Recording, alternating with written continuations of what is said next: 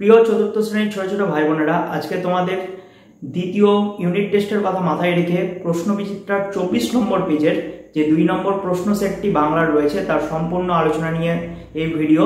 তোমরা সম্পূর্ণ ভিডিওটি দেখতে থাকো, অনেক কিছু জানতে পারবে। সেট 2 তুলসী রানী গুচ্ছ সম্পদ কেন্দ্র, এই স্কুলের যে প্রশ্নগুলো রয়েছে সেটা আলোচনা করছি, দেখতে থাকো। একের ক বলেছে, কাকে আমাজনের বাসিন্দারা জলের দেবতা বলে মানে? বেতোকে। খ নম্বর প্রশ্ন, কোন জাহাজে করে ক্যাপ্টেন স্কট দক্ষিণ মেরুর দিকে যাত্রা করেন? টেরা নোভা জাহাজে। গ নম্বর প্রশ্ন, কবি কাজী নজরুল ইসলাম কোথায় জন্মগ্রহণ করেন? বর্ধমান জেলার চুরুলিয়া গ্রামে। ঘ নম্বর প্রশ্ন, কোন পাহাড়ের মাথায় হাড়ভাঙা গাছের পাতার গাছ পাওয়া যায়? শুষ্নী পাহাড়ের মাথায়। শুষ্নী বানান দন্তাস্বয় হস্য দন্তাস্ব দন্তান্বয় হস্যি, এক্ষেত্রে খেয়াল রাখতে হবে। আলো নাটকটি কার লেখা? লীলা মজুমদারের লেখা। ছন্দের জাদুকর কাকে বলে? সত্যেন্দ্রনাথ দত্তকে ছন্দের জাদুকর বলে। এরপর 2 নম্বর প্রশ্ন বলেছে যে শব্দঝুড়ি থেকে শব্দ নিয়ে শূন্যস্থান পূরণ করো। ক নম্বর প্রশ্ন, পাতার ফাঁক দিয়ে বাতাস বয়। Show show. খ নম্বর প্রশ্ন, নৌকো এগিয়ে চলে তরতর। গ নম্বর প্রশ্ন, আমি ঠক ঠক করে কাঁদতে কাঁদতে হাঁটতে লাগলাম। ঘ নম্বর প্রশ্ন, লাল মোটা চাল দেখতে দেখতে টকবক করে ফুটতে আরম্ভ করলো। আচ্ছা, পাশের এই ঝুড়িটি কিন্তু স্কুলে নাও দিতে পারে, তো অতএব তোমরা কিন্তু এখানে শূন্যস্থানে যে উত্তরগুলো রয়েছে সেগুলো মুখস্থ করে রাখবে। নেক্সট পরবর্তী প্রশ্নে আসি। বলেছে যে নিচের বাক্যগুলো থেকে কর্তা, কর্ম এবং ক্রিয়াপদ খুঁজে লেখো। উবা ছবি আঁকছিল, এখানে কর্তা হবে উবা, কর্ম হবে ছবি এবং ক্রিয়া হবে আঁকছিল।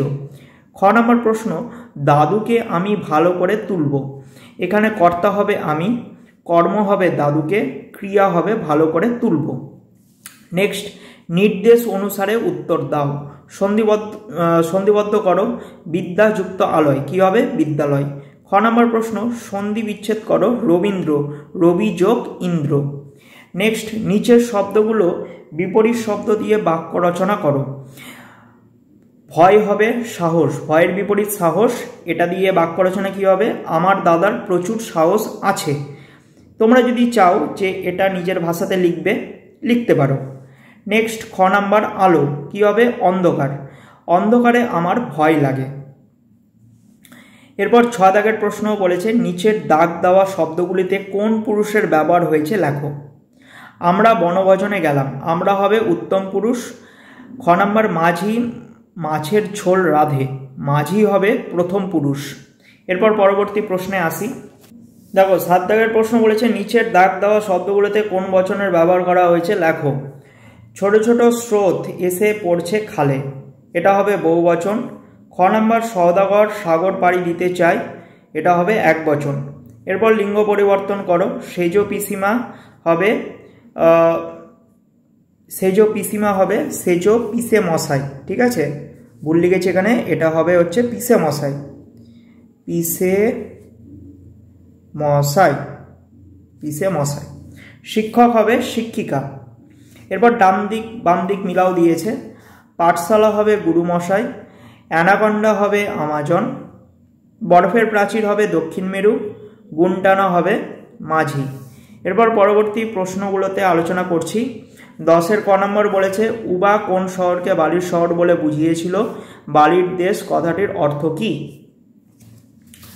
উত্তর দেখো, বলবে উবা কলকাতা শহরকে বালির শহর বলে বুঝিয়েছিল। বালির দেশ কথাটির অর্থ মরুভূমি। খ নম্বর প্রশ্ন, আমি সাগর পাড়ি দেব কবিতায় কবি কাদের জলদস্যু বলেছেন? তাদের জন্য কবি কাদের পাহারায় রেখে যেতে চান? কবি হাঙর, কুমির, তিমি এই সব জলজ প্রাণীদের জলদস্যু বলেছেন।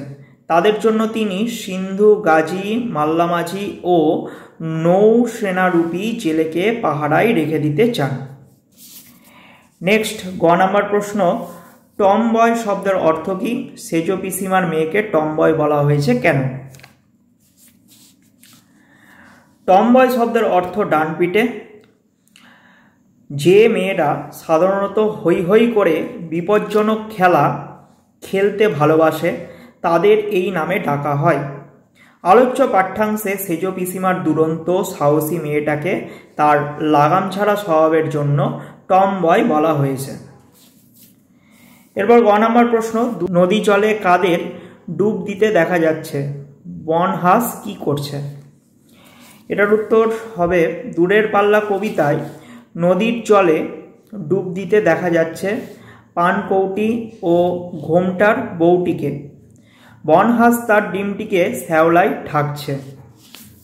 2 নম্বর প্রশ্ন, কার বাড়ির নাওয়ারি লইয়া চাউরে মাঝি, এই কথাটি কে কাকে বলেছিল? নাওয়ারি শব্দের অর্থ কী? কথাটি বাবন চাচার বড় ছেলে হোসেন খাঁ বলেছিল নৌকার মাঝিকে। পূর্ববঙ্গের কোনো বধূর নদীপথে বাপের বাড়ির যাত্রাকে নাওয়ারি বলা হতো। নেক্সট 6 নম্বর প্রশ্ন, ছেলেবেলা থেকেই স্কটের সামুদ্রিক অভিযানে আগ্রহ ছিল কেন? এটার উত্তর হবে ছেলেবেলা থেকেই স্কটের সামুদ্রিক অভিযানে আগ্রহ ছিল কারণ তার পূর্বপুরুষেরা অনেকেই সামুদ্রিক বিভাগে বড় বড় চাকরি করে গেছেন। সমুদ্রের প্রতি কিছুটা টান নিয়েই তিনি জন্মগ্রহণ করেন। এরপর পরবর্তী লাস্ট প্রশ্ন সেট 11 নম্বর বলেছে, আমি সাগর পাড়ি দেব কবিতাটি কবির নাম সহ 8 লাইন মুখস্থ করে লেখো। এটা তোমরা তোমাদের 64 নম্বর পেজের টেক্সট বইতে পেয়ে যাবে, মুখস্থ করে নেবে। তো এই ছিল আজকের আলোচনা। ভিডিওটি যদি ভালো লাগে অবশ্যই একটা লাইক করো, চ্যানেলে যদি নতুন হয়ে থাকো চ্যানেলটিকে অবশ্যই সাবস্ক্রাইব করে পাশের বেল আইকনে ক্লিক করো এবং 3 নম্বর সেট নিয়ে আমি খুব শীঘ্রই ফিরছি।